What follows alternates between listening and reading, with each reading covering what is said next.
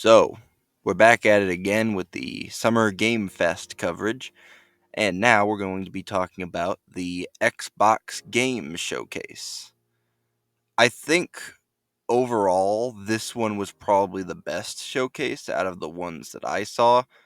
I didn't watch certain ones like the Wholesome Direct or whatever, but out of the ones that were in this collection, I feel like this was definitely offered the best collection of games. I do want to say that this showcase was a little bit brought down by the announcement just a few weeks ago of Microsoft shutting down Arcane Studios and Tango Gameworks, which they did not bring up in this showcase. I feel like that should be said beforehand, that I do think that this was a better direct, but that this showcase was a little bit brought down by that news beforehand. But that does not diminish any of the other games announced in this thing. So, without further ado, I'll be talking about the Xbox Game Showcase. I'm only going to be talking about the games that personally interest me, so I'm going to be skipping over a few, but I cover most of them. And I'm also going to be covering future game announcements on this channel, such as the Nintendo June Direct whenever that happens.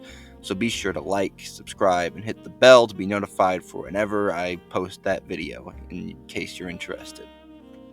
Alright, let's talk about the Xbox Game Showcase. Starting right out of the gate with a big one, I did not expect them to put this at the very beginning, but the very first thing they announced before even talking about anything else was the trailer for Call of Duty Black Ops 6. I'm honestly kind of surprised that it's called Black Ops 6, as there was a leak a few weeks ago that there was going to be a game called Black Ops Gulf War, more in line with their previous game, Black Ops Cold War. So I was surprised to see that this one is just going back to the numbered system.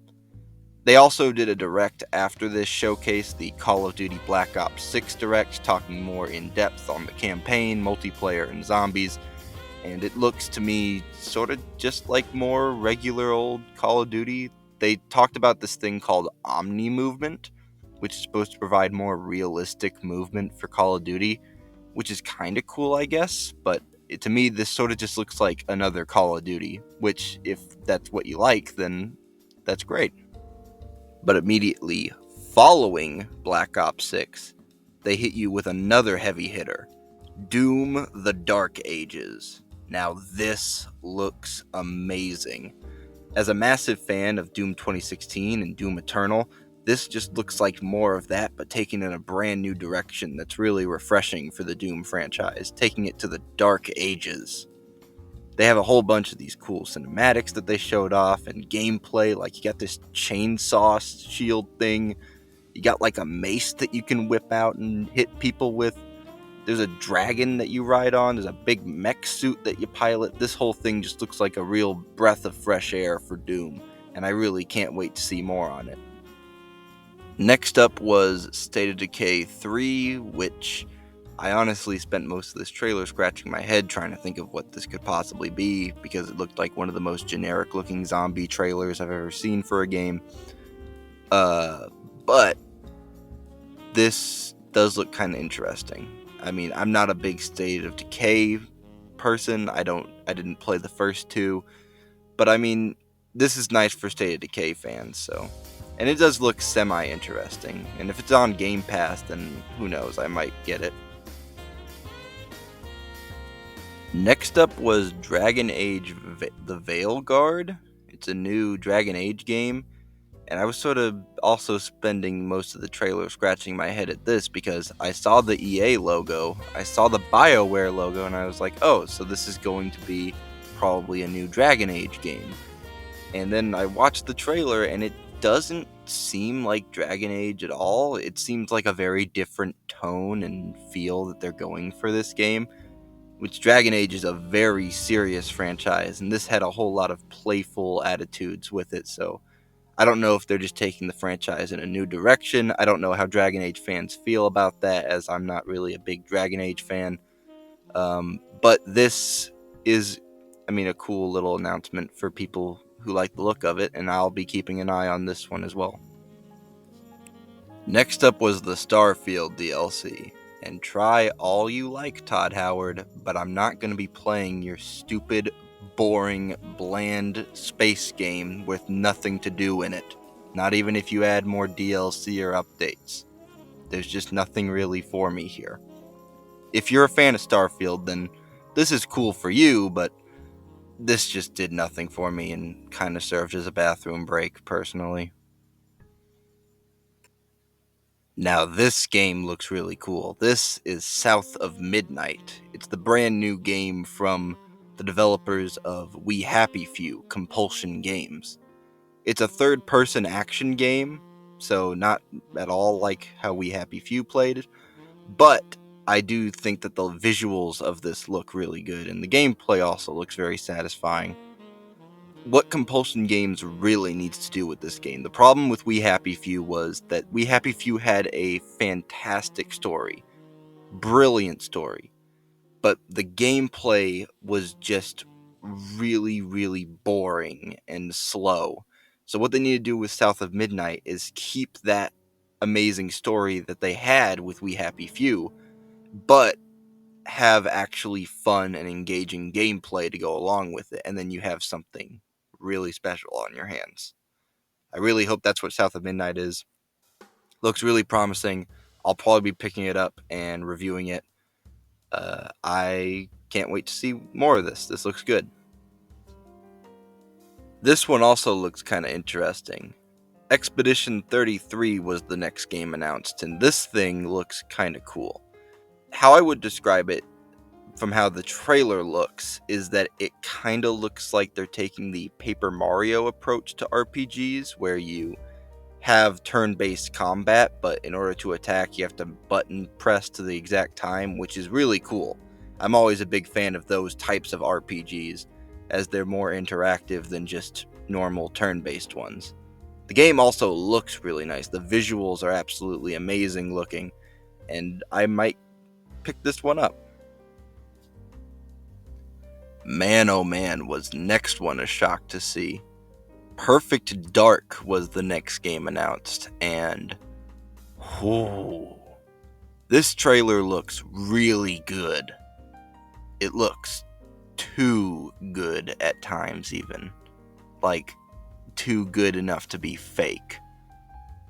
It looks really nice, and I'm glad that they're taking this sort of direction with Perfect Dark, moving it away from the arena shooter genre and more towards a sort of Mirror's Edge crossed with Deus Ex type game. It looks really cool, but I don't know how much I trust this trailer. Metal Gear Delta was the next one announced, and this one's sort of weird to see at an Xbox showcase. If I were to bet, I would have said that it would be at the State of Play rather than the Xbox showcase, but it's nice to see it here too. It looks kind of cool, but I still don't fully trust this game, being a new Metal Gear game, being not made by Kojima, and being made by just regular old Konami. And I don't really trust Konami all that much right now, after all the garbage that they've spewed out over the past few years. I still think that this looks promising, but I'm definitely going to be keeping a closer eye on this one than most, because I don't know, there's just something off about it. And then the next one was Fable. It looks kind of slow and not really what I'm into. It's just sort of there. Yeah, I mean, I have to sort of talk about it because it's a big franchise and all, but I'm not interested in this thing. Next up is Indiana Jones, being made by Machine Games, the developers behind the Wolfenstein series. This looks pretty cool, though I still don't understand the decision of making it first person. To me, Indiana Jones always screamed to be a third person game, but I think I trust Machine Games enough with this game. I don't know how much I can trust Lucasfilm right now, but it might be interesting. Um, it definitely has the feel of an Indiana Jones game, right? And if it plays anything like Wolfenstein, then I'll probably like it. I'll definitely be reviewing this one, so you'll see that on this channel in the future. Next up was a game called Frag Punk. Kinda looks like, every other hero shooter on the market. Mix of, it looks like Overwatch and Valorant and all the others. But I mean, they kinda have something interesting going here with cards that can, like, change up the environment. Kinda reminds me a little bit of Friends versus Friends, if you ever played that game. I mean, it might be interesting. Next up was Avowed, which is the new game from the developers of Fallout New Vegas and Outer Worlds, Obsidian Entertainment. This one looks like they're tackling like the Elder Scrolls type gameplay. If Outer Wilds was their ripoff version of Fallout, then Avowed seems like their ripoff version of Elder Scrolls. But it looks fun, honestly. I think that this could be really good. And if Bethesda themselves isn't going to give a new Elder Scrolls game, then might as well try.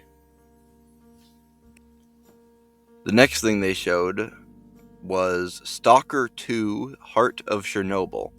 Now, this game has had a very troubled development. This game was supposed to be coming out, I think, about 2 years ago or something, but the developers are Ukrainian developers, and so the game's development got pushed back further and further. But now it's got a release date of September, and honestly, the game looks really good.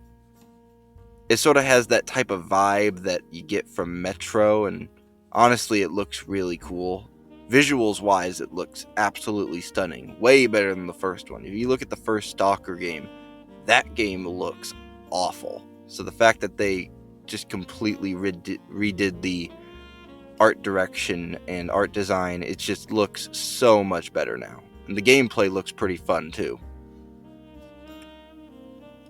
And of course, the big thing that they ended it on was the big game that everybody was sort of expecting from this direct.